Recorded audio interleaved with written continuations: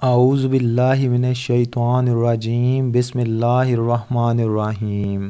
محترم بھائیو، السلام علیکم ورحمۃ اللہ وبرکاتہ۔ اس وظیفے کو کرنے سے بڑی پریشانی ختم ہو جاتی ہے، بڑی سے بڑی بیماری دور ہو جاتی ہے۔ یہ ایسا وظیفہ ہے جس نے بھی کیا ہے وہ نا امید نہیں ہوا۔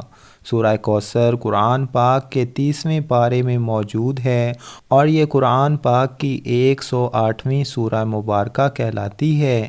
یہ سورہ مبارکہ قرآن پاک کی سب سے چھوٹی سورہ مبارکہ کہلاتی ہے۔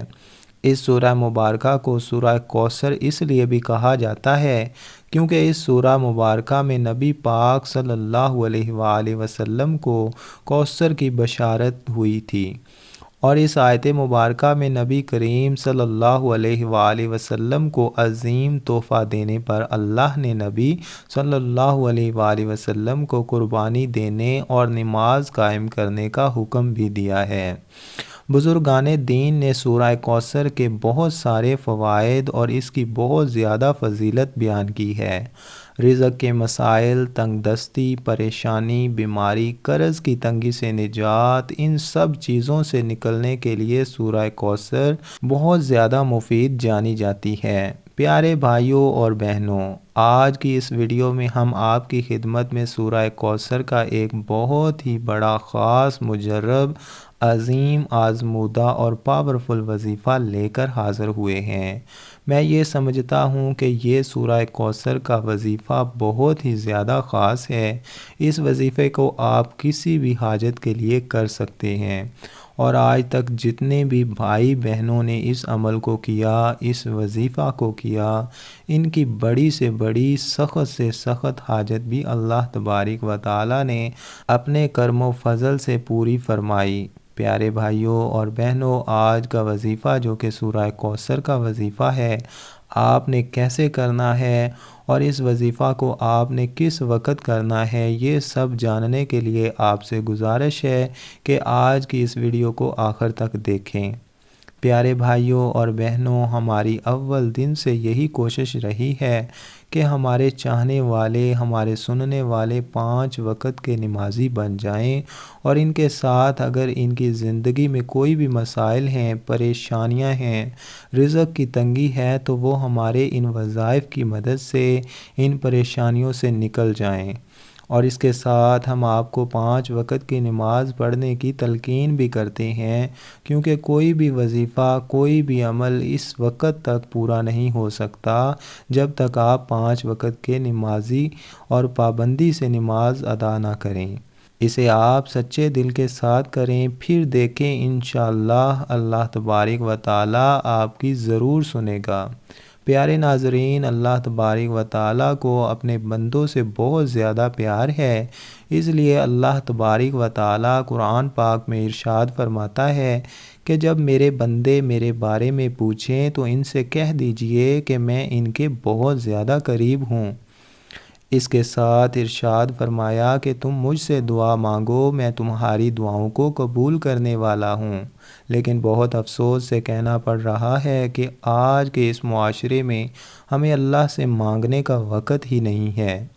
آج کل ہر بندہ یہی کہتا ہے کہ اس کے پاس وقت نہیں ہے، لیکن وہ پھر بھی پریشان حال رہتا ہے۔ پیارے بھائیوں اور بہنوں، اگر ہمیں اس دنیا میں رہنا ہے تو ہمیں زندگی گزارنے کے لیے کچھ نہ کچھ کرنا پڑتا ہے، لیکن اس کا یہ مطلب نہیں کہ ہم اللہ اور اس کے پیارے نبی حضرت محمد مصطفیٰ صلی اللہ علیہ وآلہ وسلم کو مکمل طور پر بھلا دیں۔ اور ہمارا دین اسلام اتنا پیارا مذہب ہے کہ یہ کبھی ایسا درس نہیں دیتا کہ آپ صرف اور صرف اللہ ہی کی عبادت کریں، بلکہ یہ درس دیتا ہے کہ آپ دنیا کے ساتھ ساتھ دین کو بھی کمائیں، اور جو بھی مانگنا ہو صرف اور صرف اللہ کی ذات سے مانگیں۔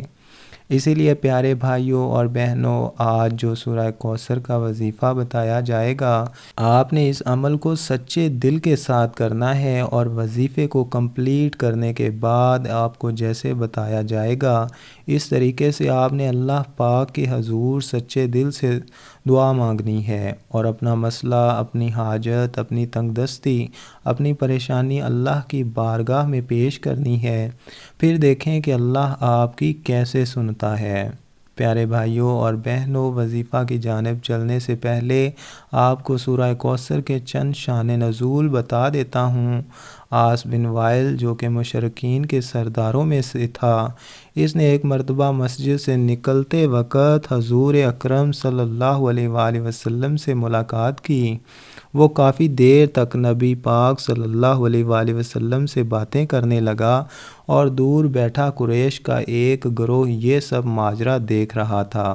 قریش کے گروہ نے عاص بن وائل سے پوچھا کہ تو نبی کریم صلی اللہ علیہ وآلہ وسلم سے کیا باتیں کر رہا تھا؟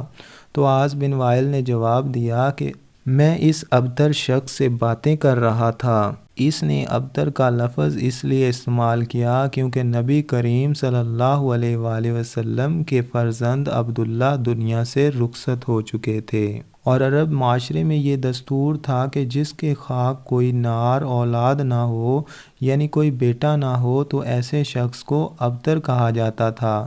لہٰذا قریش میں جو نبی کریم صلی اللہ علیہ وآلہ وسلم کے دشمن تھے، عبداللہ کی وفات کے بعد انہوں نے نبی کریم صلی اللہ علیہ وآلہ وسلم کو ابتر کا لقب دینا شروع کر دیا۔ ایسے موقع پر اللہ تبارک و تعالیٰ کی رحمت جوش میں آئی اور اللہ پاک نے نبی کریم صلی اللہ علیہ وآلہ وسلم کو سورہ کوثر کا تحفہ دیا، جس میں انہیں جنت میں کوثر کی بشارت ہوئی۔ پیارے بھائیوں اور بہنوں، ایک روایت میں آتا ہے کہ صحابہ کرام بیان فرماتے ہیں کہ ایک روز نبی کریم صلی اللہ علیہ وآلہ وسلم ہمارے درمیان بیٹھے تھے۔